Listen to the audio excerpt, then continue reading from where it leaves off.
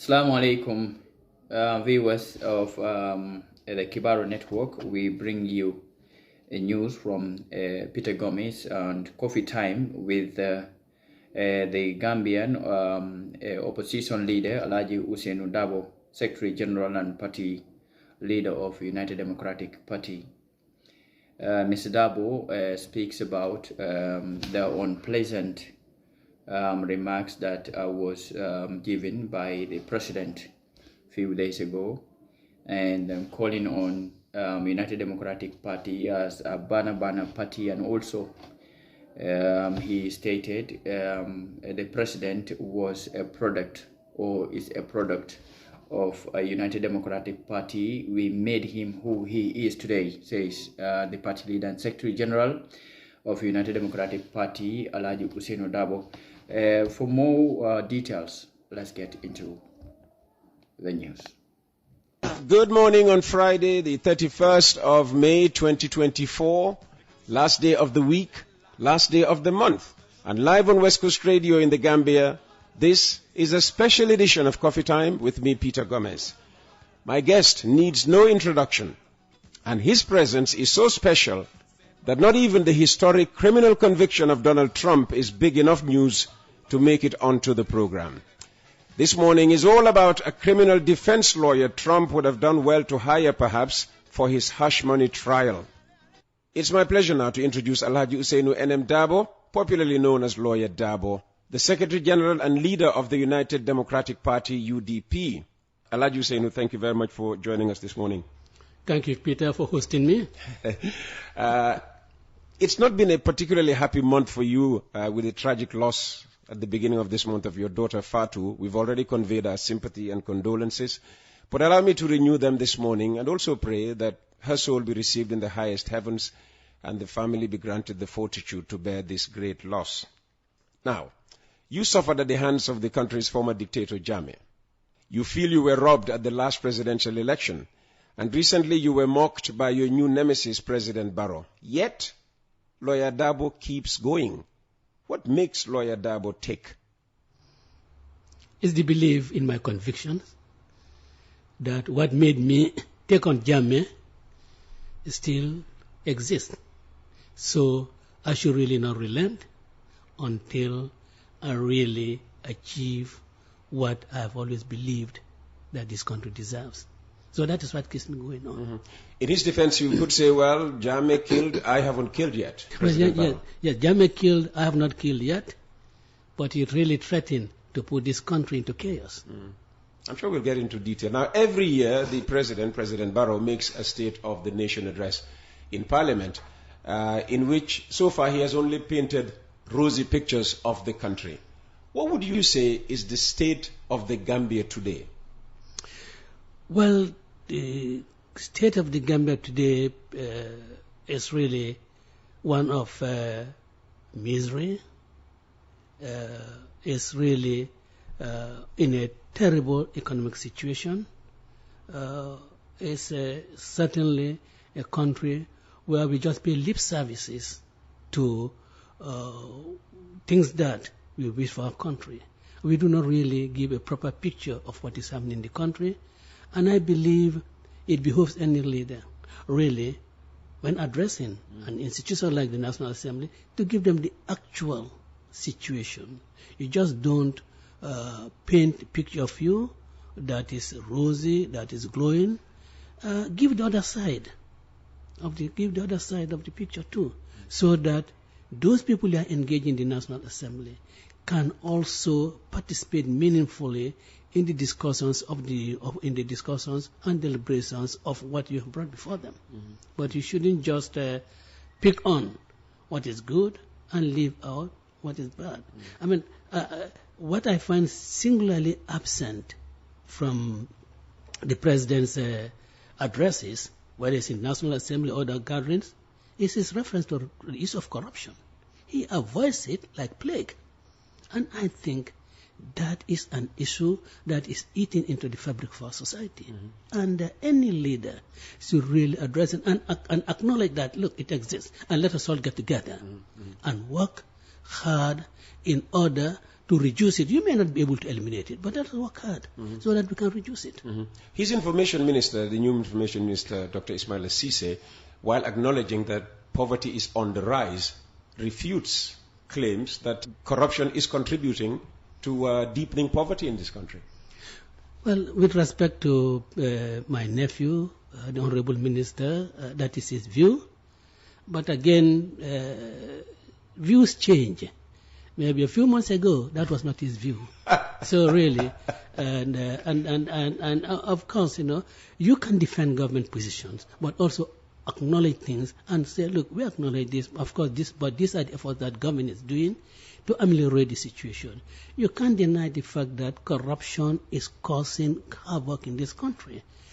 Where resources are supposed to be applied, they are not applied. And then the ordinary people are deprived of what they are entitled to. So we should just own up things and then offer, not necessarily apology, but a commitment to the nation that, look, as a responsible government, we will look into it and address the situation. We are alive to it, because it affects the ordinary citizens. It also affects us, because the possibility of us getting a new mandate depends on how much we do for the ordinary citizens of this country. So it affects us politically. It affects even our own family members. So we really should address this and be a little bit more altruistic, a little bit more honest to ourselves.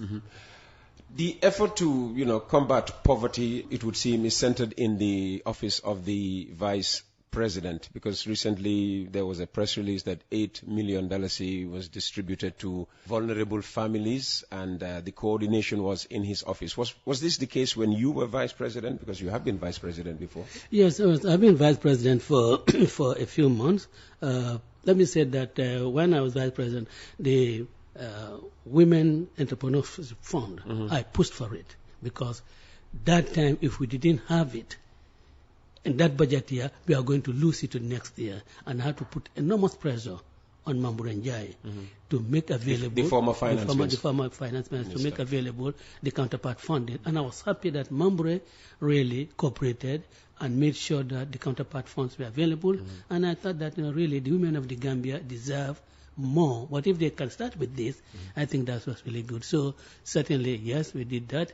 And the social protection also scheme, it started when I was there.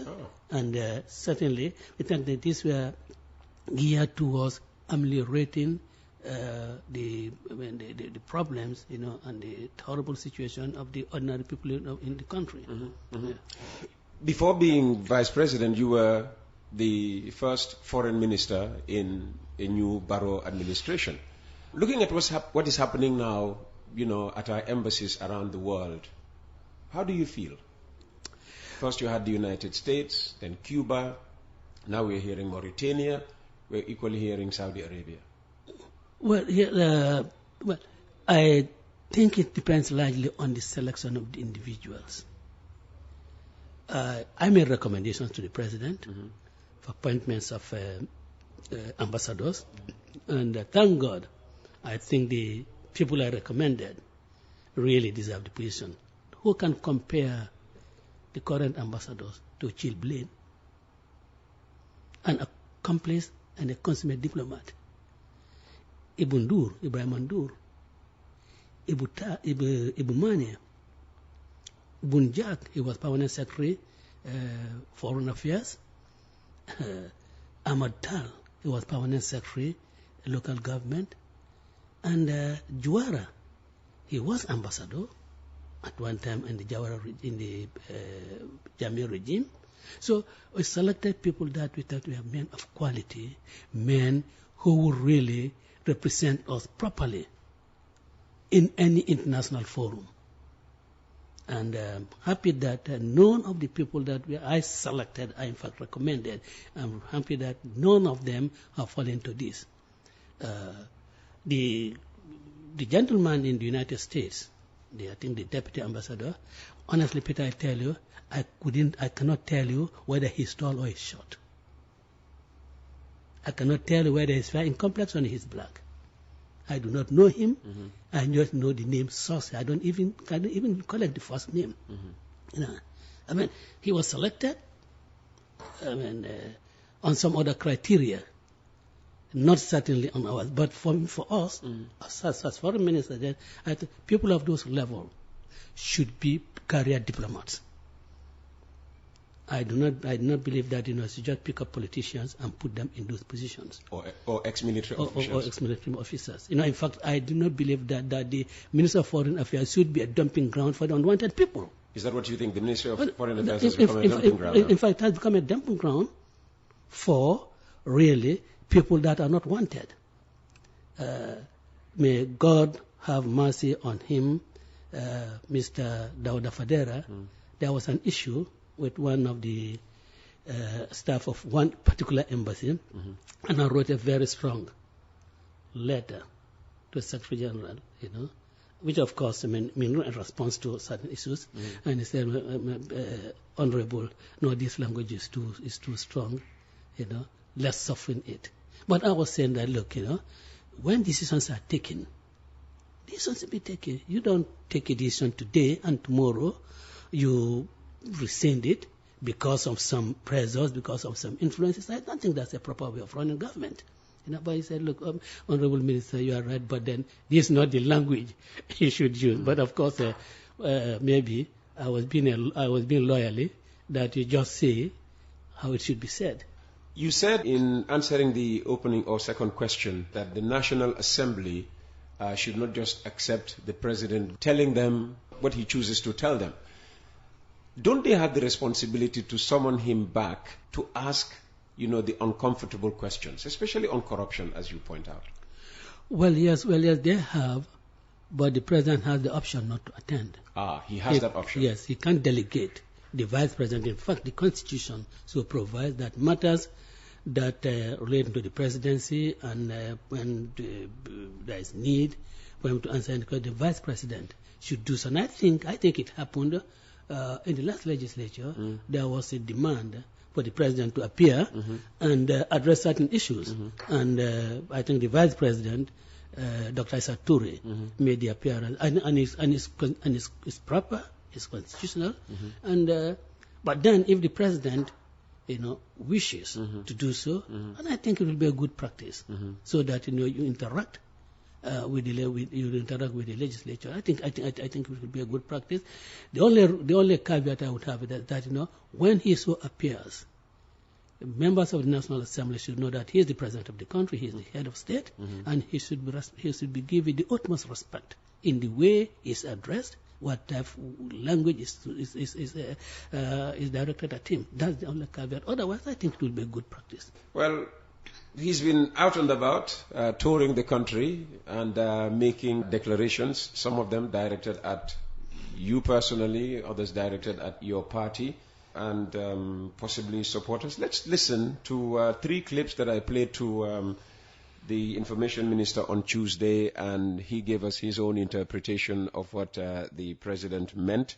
It would be interesting to hear your interpretation of the same audio clips.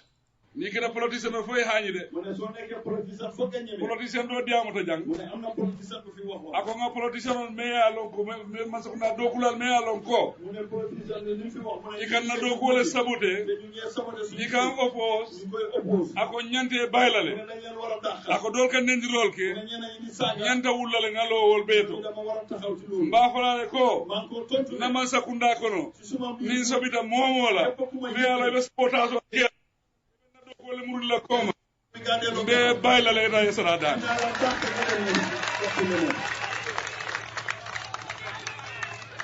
bari sa ko NPP ngole ko way ma xamal wa NPP de almanya na silan na de bu len ragal dara altello man sati de yenay nguur altello man sakundari de yena amé nguur president Barrow tan ñimbe keno la le de Barrow du ma def ni yeb ni momé yal nani al toña e loi tiña mané ko xamné ni toñ na len ya allo faale bamba ale kelo ke mbal ko ma modu ko la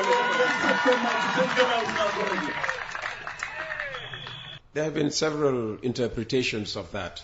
What's Alhaji Ousainou Darboe's interpretation of what we just heard from the President? Well, let me just have this preamble to read. I am embarrassed. I am disappointed that the President of my country can go about and utter such statements. I get more embarrassed because, our neighbors, Senegal, yes. they hear these things, they understand the language thoroughly. Oh my God, that's how you Gambians speak? This is the type of president you have? I find that extremely embarrassing. And I want to bury my head in the sand. But in the first place, what we have fought against in the Jammeh era is what is being repeated, that civil servants who do not support him, and that means civil servants who do not belong to his party. The general order grants every civil servant the right to belong to any political party of his choice. What the general order prevents is for civil servants to go and making political statements and join in demonstrations in political organizations. Otherwise, they are free to belong to any political party. Does Mr. Barrow expect that my brother or my sister in the civil service will support him? Does he expect that? But in the Jammeh era, this was what was happening.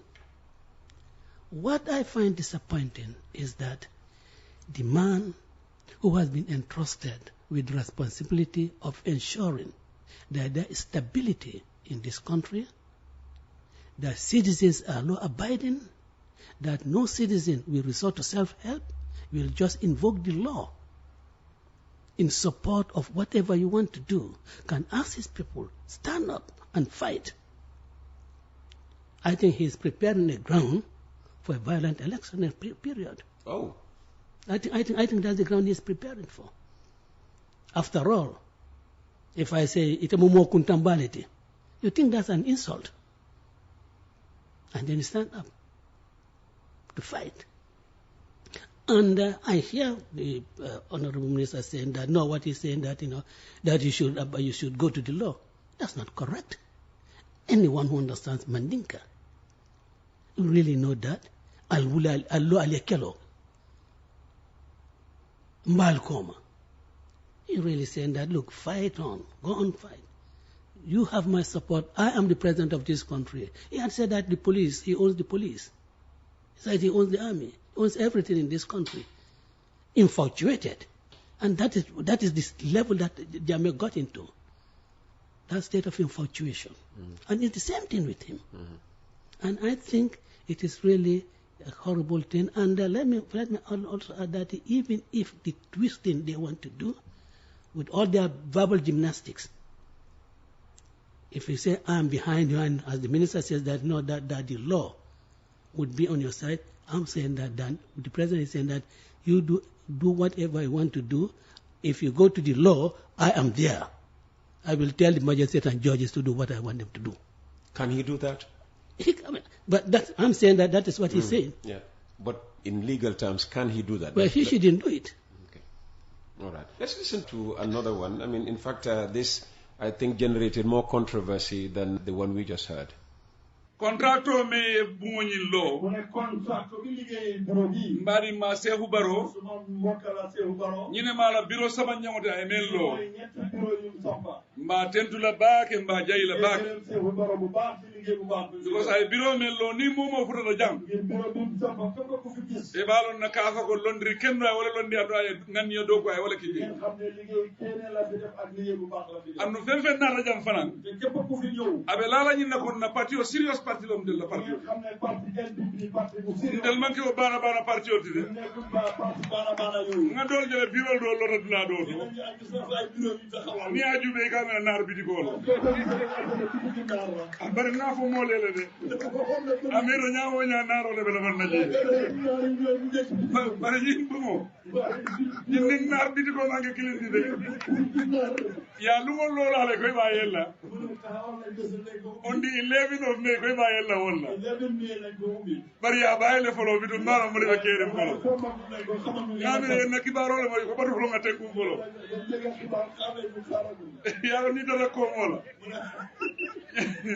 ni dara ko mola ñendi wol ka fir le folo par ni ba mol fundira ñendi wol ka tenkul ya ne president Barrow wultale abida lopitanol yella abida lo bureau yella iko baru folondel ngate ko folo wala ken di be tenkundi bari ñimbe mu kayrol Gambia de tano la ñaato nata man kayro so. What do you think he means by Bana party, and could he have been referring to the UDP? Of course, we know that he's referring to UDP. And before I really address that, I wouldn't say I'm offended, but I think it's very inconsiderate of him to have said that we postponed the inauguration of our bureau because he was going out. I mean, the people of Kiang could have gone on with it. When they deferred to me, I had lost my daughter. On the 6th of May, I lost my daughter.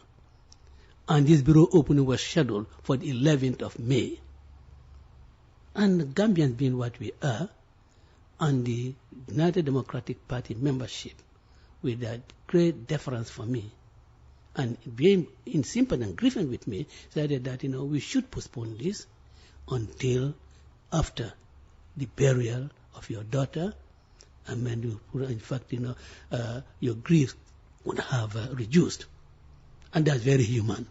But then he really, you can see the level of his maturity, and he knew that I had lost my daughter because he sent a delegation there. Yeah, of course, he sent Sitting Jai there. So for him to go out and make such a statement just exposes, the level of his maturity, and also. Is that high or low? It's low. Oh. It's low. That was exposed because he knows that in such a situation, no sane person will really go ahead with such an event, drumming and so forth, when your daughter has not even been buried. Yeah. But you see, the Bana party is what made him what he is today. If he writes UDP as a Bana party, he has forgotten the days when he sits with me the last Sunday of every month in a pipeline over lunch. That Bana party is what made him what he is today. But it doesn't surprise me that, of course, people who are like the Bourbon Kings, they never learn anything, they never forget anything. If he only, reflected on his journey from deputy party treasurer to the presidency, he would never call UDP a Bana party. And of course, the NAR reference. But let me just, because you said that I hear that he's paying tribute to somebody, Sekou Barrow, who had built this the NBR Bureau. The NBR Bureau, I don't know. But you see, in 2017, there are suggestions for UDP bureaus to be built. You're going to find funding for it. I said, fine. But I want to know the source of the funding. Because I don't want to get my party involved with people who are involved in illicit activities, probably cleaning their money, or doing things to find favors with the government. And I said, well, I certainly want to know those who will be funding the construction of these bureaus. And I was never told. But nonetheless, the UDP decided that it will go on erecting bureaus. In fact, we have erected. A few years ago, we started building our main bureau in Soma. It's a story building, and this is funded by the ordinary members of the United Democratic Party. No businessman has put a dime in that building. All our bureaus, no businessman has put a dime in any of those things. We know that business people invest in political parties, and they do so with the hope of reaping the benefits of their investment. They are looking for contracts, for other favors, for being accredited as ambassadors at large, for being accredited as goodwill ambassadors. With that document, together with a diplomatic passport, you go about doing your own business, sometimes really getting privileges in other countries that ordinarily you wouldn't have had. And they are mainly business people who are given this kind of accreditations. So we are happy that we are an art shop, but an art shop that is constructed with clean money. An art shop that really is constructed by people whose only intention or whose only reason for investing in that is to ensure that in that art shop, people can sit there and discuss the affairs of this country in a very constructive way and chart the way for this country, chart a better way for this country. Not a luxurious building where people go and sit down and start hatching out deals. How do you destroy Peter Gomez so that you can have his position? No, that is not the luxurious buildings that we want to build. And I tell you that these buildings that have been called state-of-the-art bureaus, you'll see them being misused. And very soon, you will hear quarrels about the misuse of the places because they will not be used for the purpose for which they are. But I think President ANM Barrow should really behave presidential. You know, that NAR thing, that the bureaus will end up being owned by the NAR. Of course, that's direct reference to Talib. I know they already have started calling boy NAR. Oh yes. In fact, there's a clip, someone in one of their officials in Central River region went there for a football tournament. This gentleman was so pissed off for the absence of the NPP officials. And then we're just going, boy Narbi, boy Jelsi Reumi, boy Narbi. So that's reference to Talib. And I think it is demeaning. You shouldn't be making references to persons' racial background. In 21st century Gambia, and then he's a Gambian. Probably more Gambian than Mr. Barrow. Probably. I don't know, but probably. At least we know on his father's lineage, descendants from of the Al-Mami Jawara family, who can be more Gambian than those people. Really, so if his father or grandfather comes from Morocco, should that really be an issue in this country at this stage? No, it shouldn't. And then of course, what he's trying to put in the minds of the people that look, UDP leadership is going to this NAR boy. And this is one thing that the NPP is constantly drumming out in the ears of people. Why would they want to do that? To split the party? Because they think by doing that way, they can bring in confusion, division within the party, and they will fail. Certainly will fail. But what I just want to say is that, Mr. President, I think you should really be mindful of your utterances. That when you go out, know that you are not your ANM Darboe, the real estate agent yesterday, the rent collector of yesterday. You are ANM Darboe, President of the Republic of the Gambia. And whatever you say, whether jokes or whatever, should be inspiring. Young people. So really, when you say that, young people say, oh yes, look, I really want to be like Adama Barrow. Can you see what he's saying? But you don't make a statement and then, some primary reporter said, hey, Mr. President, we don't expect this of you. It's good to hear you defend Talib in this conversation, but should the UDP not have issued a statement condemning the remark rather than leave it to Talib to take on the president? Indeed, as the Minister of Information said, I never thought I would agree with him on anything. Talib and Adama Barrow are not in the same league. Talib is not the leader of a party. Talib is not the president of a country. You're the leader of the party. You could have got the party, the UDP, to respond to the president as head of the NPP. Let me tell you that, we found the statement so puerile. Childish. So I didn't think that I should respond to it. We leave it people of the same, not even Talib should even have responded to that. I would have left some other person lower than Talib in the rank for a party to respond to that. Yes, because if you as president, you reach yourself to that level, we get somebody much lower than Talib. Haji Suwane would have loved to respond. Yeah, Haji Suwane, but Haji Suwane would have loved to respond to it. But I wouldn't even ask Haji Suwane to respond to it. I would have asked somebody like Karamanjai just to do that.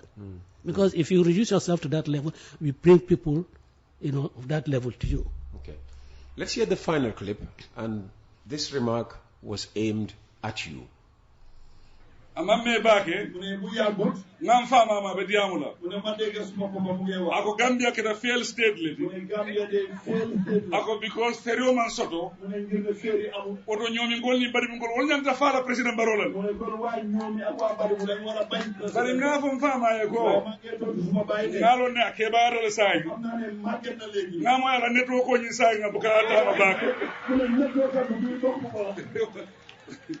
ni woto ferio do na pano ni te ko Gambia fail tele because of ferio Gambia dafa fail ni feri mu ban Allahu akbar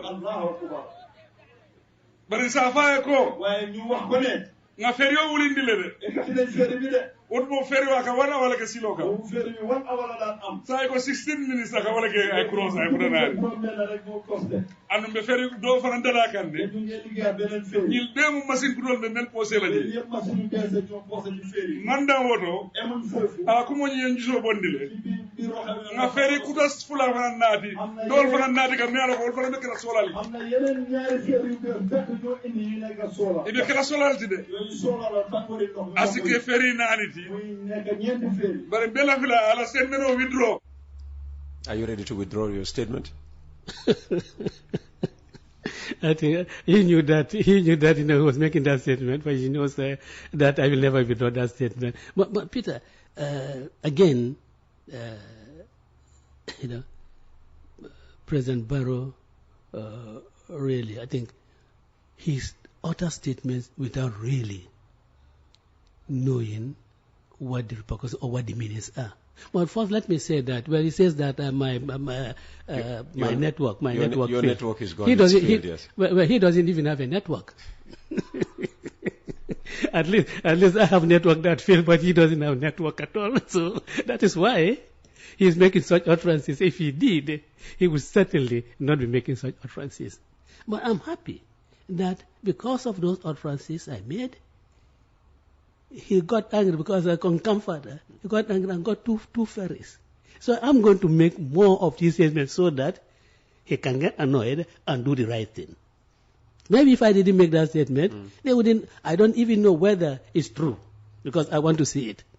But if it's true, then my statement must have spoiled them. You can't remember making a statement to the effect that the Gambia is a failed state because we couldn't even provide a working ferry. No, but certainly, even I can't remember. But even if I did, I'm right. A whole month, the whole of North Bank region, completely cut off from the rest, from the capital city. People from Kanuma have either to use these small canoes, or those who are driving have to go right Trans-Gambia continent. That happening in any country, and you think that country is a serious country, and you tell me yes, you pay civil servants, You tell me, pay. All these are signs of, that is a sign of a failed state. And these things just didn't happen. Just like that. We saw it coming. So the preventative measures should have been taken so that we do not find ourselves in that situation. You're talking of engines.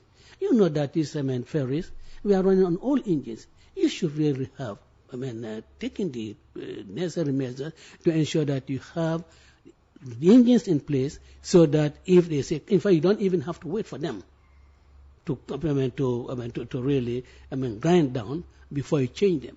You should change them to avoid the ferries being grounded.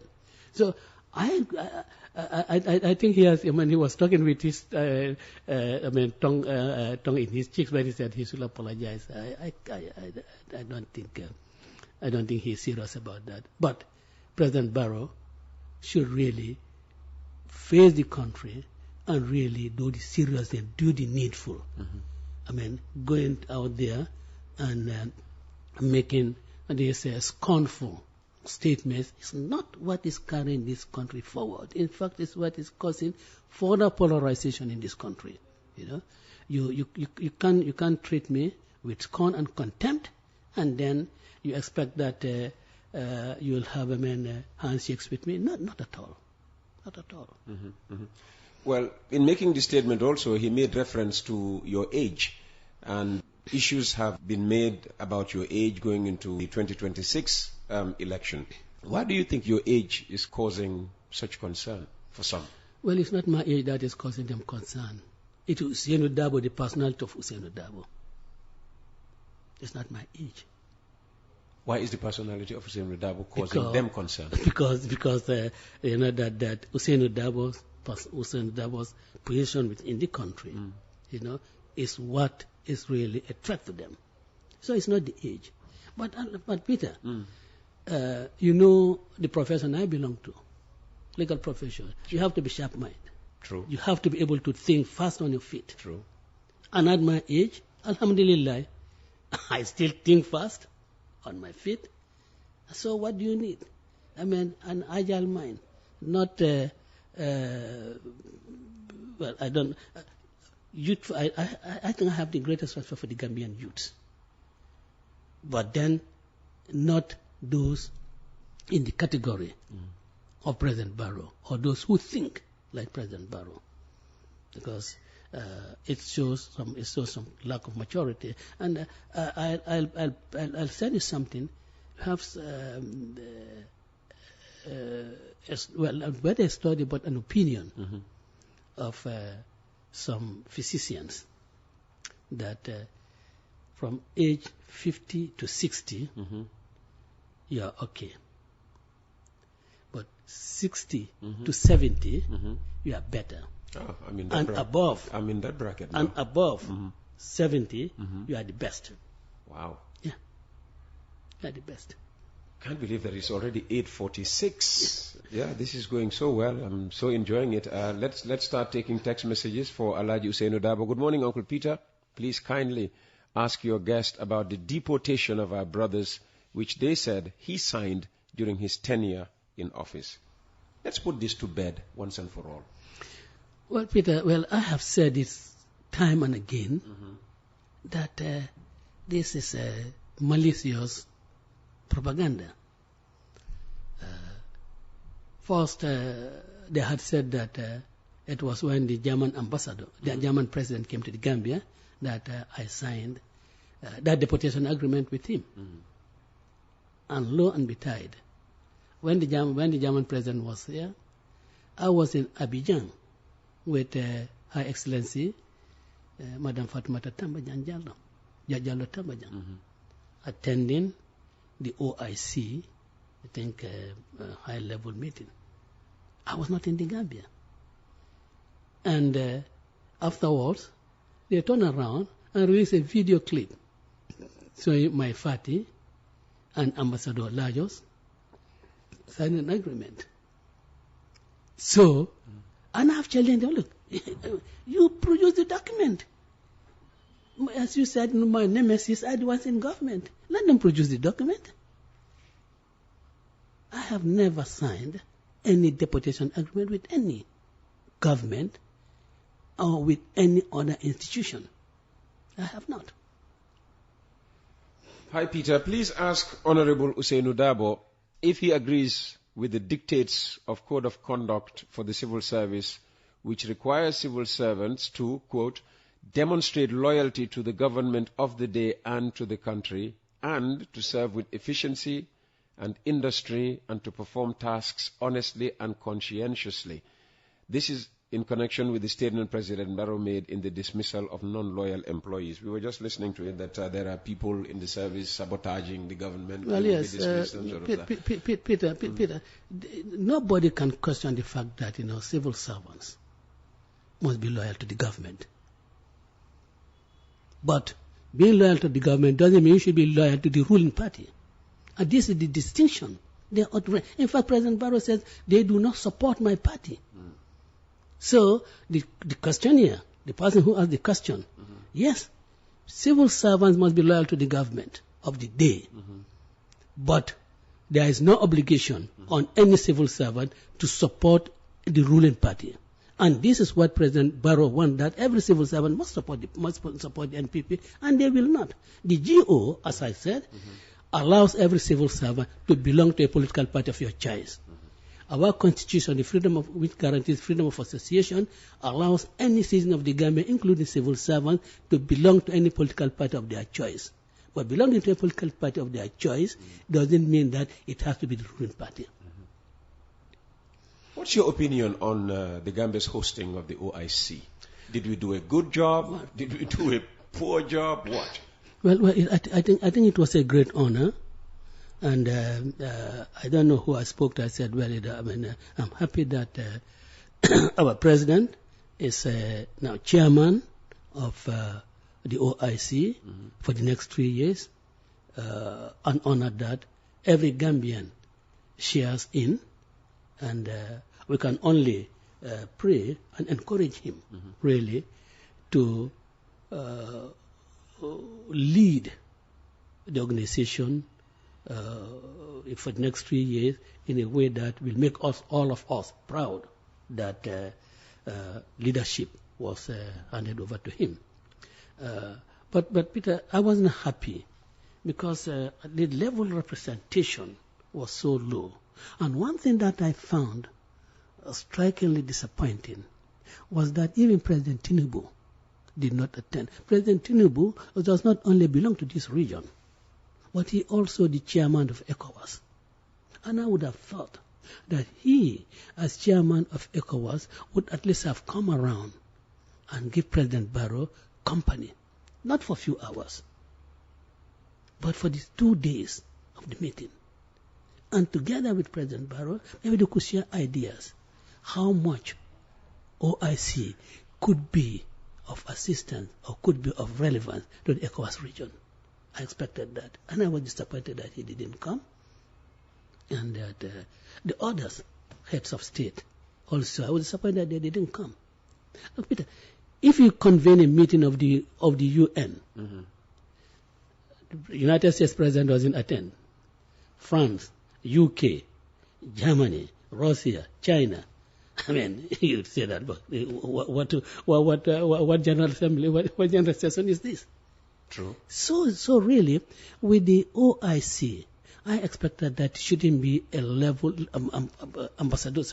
In fact, one country ambassadorial level shouldn't be, and probably there wasn't much. I wouldn't say lobbying. I was going to ask, how is that linked probably to the country's foreign policy? Well, I think really, we should have done more to, not put pressure, but to make sure that the representation was high.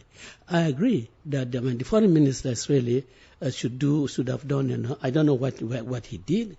Should have done quite a deal of visits, and not only that, but the president himself should have gone at least to few countries and talk to them so that they attend, and others to make telephone calls to them occasionally, make telephone calls to them And of course, you do meet at some other meetings, international fora. The representatives of these of the countries attend those meetings could talk to them and make them understand that this for us. In fact, when I was foreign minister, when I met the heads of state of some of these countries, I tell them that Gambia is just hosting this,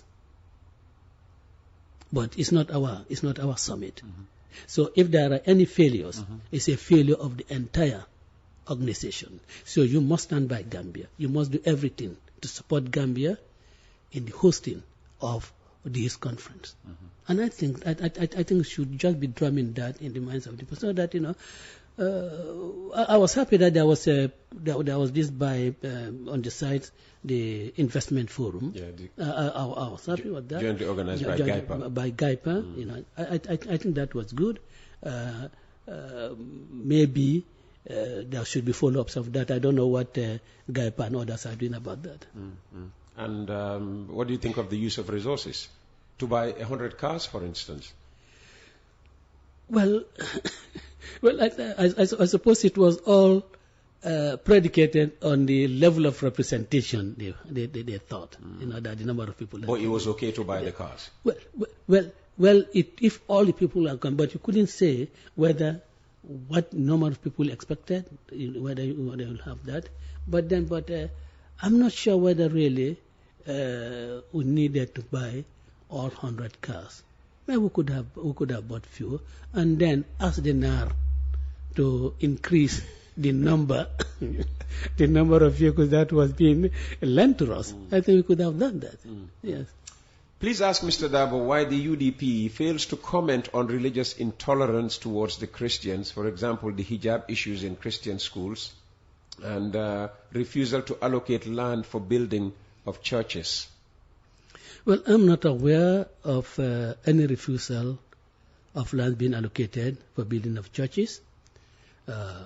In fact, in the Jammeh era, I had said that, look, if you allow a mosque to be built as State House, if you have a Christian as president, would you reject him building a chapel at the State House? But I'm never aware of it, and certainly if any such thing should happen, then it's not right. I am on air. When Jammeh declared the Gambia as an Islamic Republic, I told my junior, Mrs. Mendy, Rachel Mendy, easy. I said, please tell Father Peter Gomez that if they gazette this thing, I'm going to take up the matter in court, because it's not right. On the hijab issue, maybe there was a comment, and I'm sure you saw the statement by Mr. Tombon Sedi, when there was some statement on it. So, Mr. Statement by Mr. Tombon Sedi. The UDP Media and Communications. Yes. Secretary. Yes, he did make a statement on that. So the UDP has issued a statement on the hijab. Had you said a statement, and because in fact, our belief is that, look, the issue of uniforms should be a matter of the Minister of Education. You issue a statement, a rule that people have to comply with the uniform code in any particular school. Because I do not expect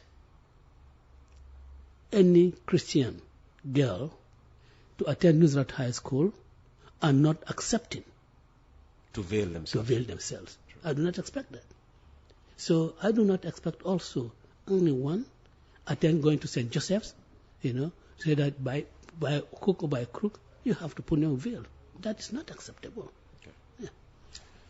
Honorable Peter, can VP Darboe tell us if he, Mr. Darboe, UDP, Barrow and Coalition 2016, especially Tactical Alliance, apologize to Gambians for betraying the MOU reforms, diaspora franchisement, and 2017-2018 corruption?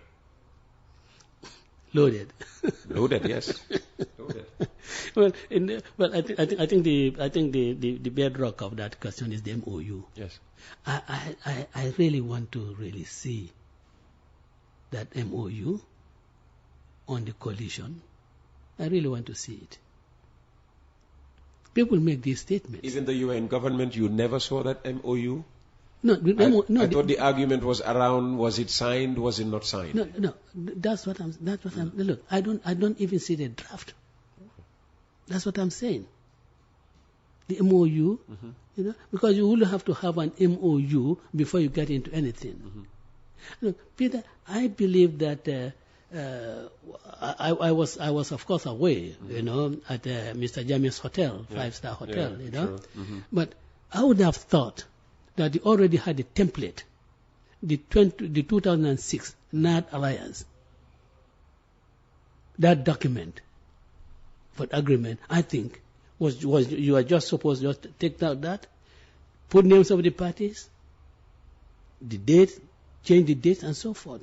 Then you have everything from presidential elections to local government elections, all covered by that signed memorandum of understanding. And it will leave no room for anybody to say there is no such agreement or show me any agreement. But I do not even think that maybe people believe. I don't think those who are putting together this arrangement, I don't think they believed that Jammeh would be defeated. I don't think they believe so. More so with the candidate that was chosen, I don't think they believe so. So look, okay, let us just do this as a matter of formality, and people know that we've got together to do something. But I don't think I owe apology to anybody, and I stand by the position I took. You want to have one candidate in any constituency, just have one candidate for all the members of quote unquote the coalition. Do you have to be independent? Look, it will be outrageous for any party to try to put up a candidate in Upper Salem, and they want to deprive NRP, who has been in that constituency for all the time, in Lower Salem. I think it will be outrageous to make any suggestion. I think it will also be outrageous to suggest that in Woolley you should drop Sidia Jata and put up a candidate from UDP. I think that would be outrageous. So we need to look at the areas where the party is stronger. You put a candidate in the name of that party, and you will get your one candidate in all the constituencies. And I even suggested that, look, let's like Joshua, you can leave it to GPDP, which didn't have, which was not tested, didn't have any place. That would have afforded GDPD an opportunity to have at least one member in the National Assembly. But they thought that, and in fact, the truth is that during the negotiation, somebody said, look, this is making UDP stronger, so we are not going to accept it.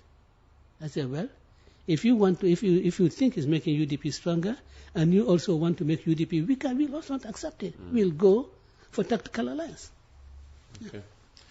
When has it become a crime to make some political statements? Darboe made a lot of inconsistent statements in the past, and even threw jokes at the president in a political platform. Somebody suggesting the president has every right to come after you, whether in joke form or whatever. Well, I like to be told when I have made such remarks about the president, that are demeaning. You can make jokes, but jokes that are demeaning, that is what is objectionable. Good morning. Thank you for the big interview. I think Bamba Mas was embroiled in some form of a debacle, and I guess the Honorable Darboe recommended his appointment. I think this goes back to the issue about what's happening with diplomats in our various embassies around the world. And you suggested that, thank God, those you appointed, or those who were appointed under your watch, none of them was involved in any issues. Apparently, Bamba Mas was. Well, I'm certainly not aware. Certainly, I'm not aware. And if I was aware, I would have said, except for Mr. A. because I am always quite frank with what I say. If there was any, I would say, of course, this, that, and that, except for that. Yeah. So I'm not aware if Bamba Mas was, and certainly if he was, I'd like to be told what sort of thing he was involved in that is scandalous, that has really put Gambia's reputation at stake. Interestingly, another text message just coming in. Can you ask Mr. Darboe about the unprofessional conduct of his selected ambassador and his deputy fighting in Morocco, an embarrassing situation leading to the recall of both diplomats? Consistency matters in politics. Well, again, you say the ambassador. I never recommended the ambassador. President Adam Barrow handpicked him. Yeah, he handpicked him because of some reason which I should not say in public. He told me the reason why he did so. I never, Mr. Jam of blessed memory, I didn't select him. Yeah. Okay. And just finally, a suggestion was also made that the NPP has already settled on its candidate, but the UDP has yet to settle on a candidate for 2026. What's the issue about deciding who is going to be the flag bearer in 2026? For UDP? For UDP, yes. Well, this is not the time for UDP to select a flag bearer. When the time is an election year that we select our flag bearer. Yeah. So we won't know before 2026? Well, we won't know before 2026. What is certain is that, I am the leader of the United Democratic Party for now. And, for now? For now, and hopefully I continue to be leader of the United Democratic Party until 2026. Is there a special message in the statement for now? No, for now, because I think we have to be philosophical about some of these things, Peter. Man is transient. True. So when I say for now, when I step out of this studio, something could befall me. God forbid. Yeah, God forbid. That is why I say for now. Yeah. That's why I say for now. That is why every time I pray to God that continue to give me good health and longer life. Yeah. But then you have to, when you make some statement, you don't have to be, you don't have to be, divine. That yes, it is this. No, that is only, those divine, decisions or things is with the Almighty. Because of my transient nature, I say for now, I am the leader of the United Democratic Party. And of course, apart from things befalling me, the party can convene an extraordinary Congress and remove me if I put the party in disgrace, if I behave in a way that is unexpected of me. So we should just, I say this because, I do not say that, I am wedded to the leadership of the United Democratic Party until death do us part. No, it seems like that. Alhaji Ousainou, thank you very much for coming. Just finally, there are many on the other side who are listening. How would you like to bring this conversation to an end, either with a special message to Gambians in general, home and abroad, or a special message to those in power right now, or a special message to the UDP? Why not even a special message to NPP? Well, Peter, I think it will be a special message to every Gambian, and that includes the President. We all have the responsibility of ensuring that this society, this country is stable. Every season there's a burden on all of us. But the greatest burden is on the President, because he has been entrusted with responsibility of steering the affairs of this country, and that includes the maintenance of peace. That includes making statements or doing things that will promote stability in this country. That whatever we do, we should really phantom in it justice. That you treat me with justice, you treat me justly. Because once you deny me what I justly own, my reaction would be otherwise. And I implore every Gambian that let us all go about in whatever activities that we are engaged in. Do so peacefully and do so abiding by the law. My UDP supporters, I have told you since 1996 that, you must be law-abiding. And it is because we are law-abiding, that is why we have come to this stage. We do not want no member of UDP should give an opportunity to our opponents to really paint us in a way that looks ugly. And we can only do so if we abide by the law. Of course, we will go on with our political activities, and we expect also others to go on with their political activities in a lawful manner, and that anything that is provocative, they should avoid it. And we ask all our supporters to avoid anything that is provocative, because that is what we need. I have always told my supporters that we do not want a situation where a state of emergency will be declared in this country, and then the other side is given the opportunity to go about doing their political activities in the guise of performing official duties. The president has just gone on a tour in the guise of really opening hospitals and so forth, which is official duty, but of course, he's doing a lot of party politics in it. In fact, 75% of it is all party politics. And that brings me to think that it's really great that we see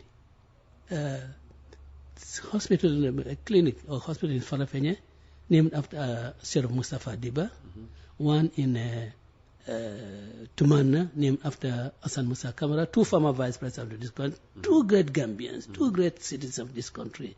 But Peter, that is not the way to honor those gentlemen.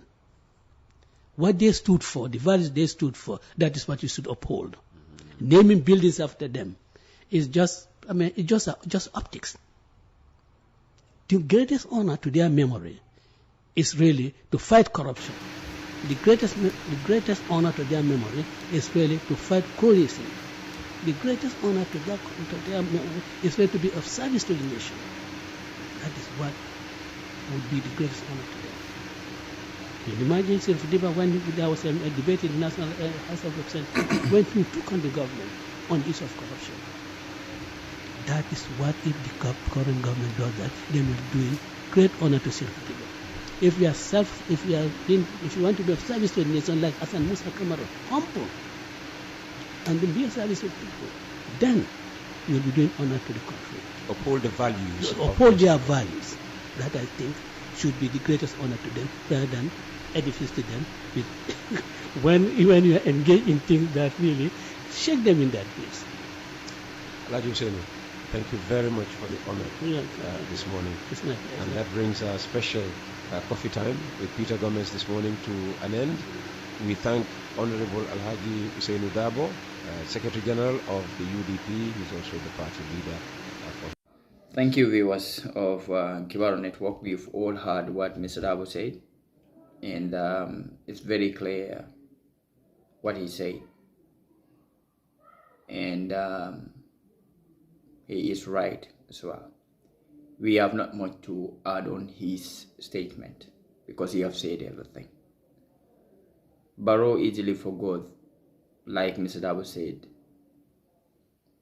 that he was a product of UDP. Whatever he is today is because of UDP. Whatever he has today, the power that he is bragging about and everything, is because of the United Democratic Party. It's because of UDP that people voted for him. It's because of UDP that people knew him. So, Barrow, we might blame him, but I don't think should be much. Because, like Mr. Darboe said, the level of maturity in him is very important. When you speak, people compare your level of maturity. People know your value from the words that you give out. So, calling on the NPP supporters to attack UDP in whatever form has revealed loath in President Barrow. His mentality. How much he can go to stay in power. If it means for him to swim in the blood of the Gambian people, Gambian poor electorate, for him to remain in power, he had made that very clear to the Gambian people. He has shown us his true color. It is now left to us to either ignore his statement and act like we are innocent, or if we are ignorant of what he is saying or what he has shown us from his statement, or we take him very seriously and know that we are dealing with another tyrant. Barrow can go to any land to remain in State House. He will do us everything for him to stay. It is now left to us to decide what to do. Confront him directly, vote him out, take every opportunity and all the responsibilities. State House does not belong to anyone. It is there for the Gambian people. And Gambians need to understand this. Thanking you for listening to Barrow Network, your brother, presenter, Pamani. Thank you once again for watching.